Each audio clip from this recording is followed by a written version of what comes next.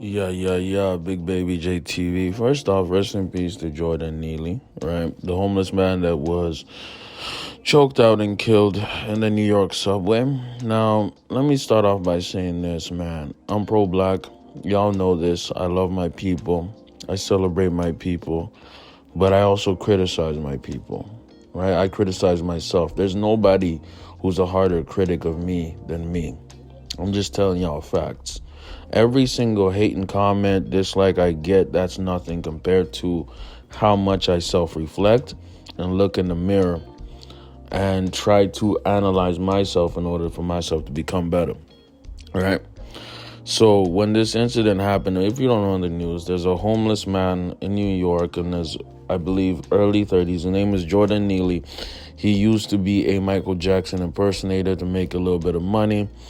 And he was having some kind of manic, episode, mental health crisis episode. And he got choked out in the subway by a 24-year-old Marine, former military guy.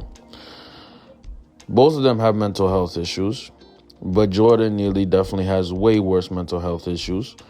This is a young man, and I say 30, early 30s is a young man, who never got the proper mental health care that he needed.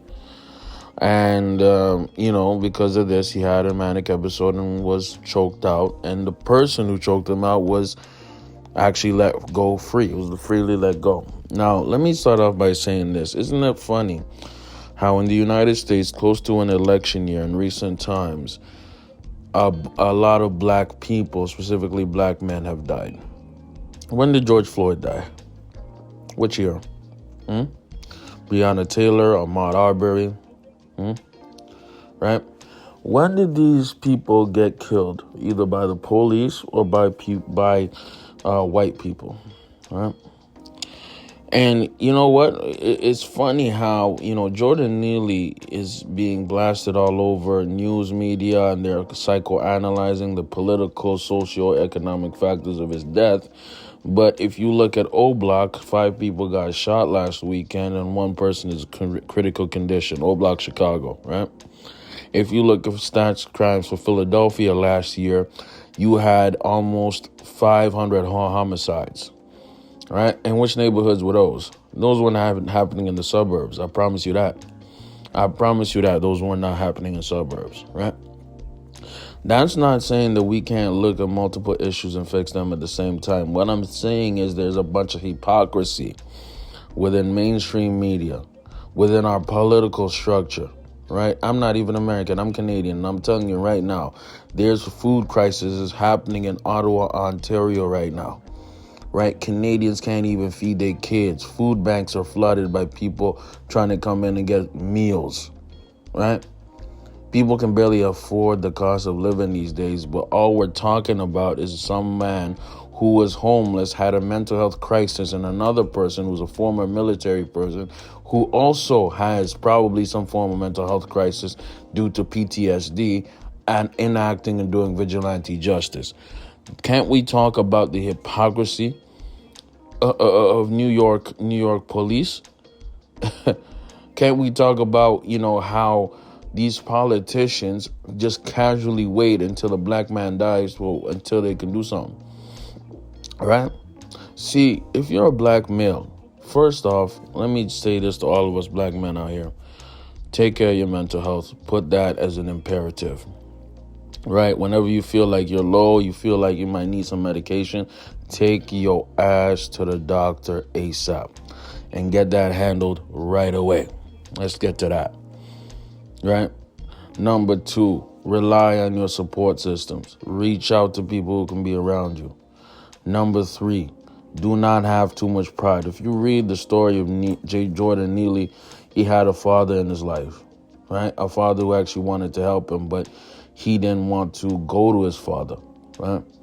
You have to understand that as a black man in this society, they want you to fail. They want you to crash out. They want you to be a savage. They want to put you in jail. You know what I mean? They want you to fail. So what you have to do, you have to double down and shit on them. You have to become better. You have black women like Ebony Kate Williams who's here dogging you out as a black man. You have these white vigilante in subways who are trying to choke you out. See, there's so many angles that black men are being attacked to and faced. What you have to do is reach out to your system, your support system. Be willing to take that first step for a mental health counselor, or reaching out to a doctor, reaching out to support yourself. Because ain't nobody gonna care about you more than you. The Jordan Neely story is a reminder of this, right? This is a man in his early 30s who's been arrested more than 40 times, right? This is a man who was falling down and you know, his life was getting worse and worse, right? Now, I'm not saying that, you know, New York and society didn't have a responsibility, but let's be real, man. New York has about close to 8 million people, right? You think that they're going to care about a homeless black male? Unfortunately, that's not the case, right? I can get in my conspiracy bag, but I'm not going to even go there because, you know what I'm saying, this is YouTube. Y'all check me out on Patreon. I can get in that bag. But this is a sad situation overall because our society, right, especially amongst black people, black males specifically, you know, they're not going to care that much. And the only time they are going to care is when there's a political incentive, right? And look at what year is coming up, 2024, election year, right? All I'm saying is just be very, very careful about these type of stories. Don't let this trigger you as a black male. Don't let this affect you, right? This is all programming, right? To make you upset, to make you angry, to make you defeated. No, you're a black person, you're a black male.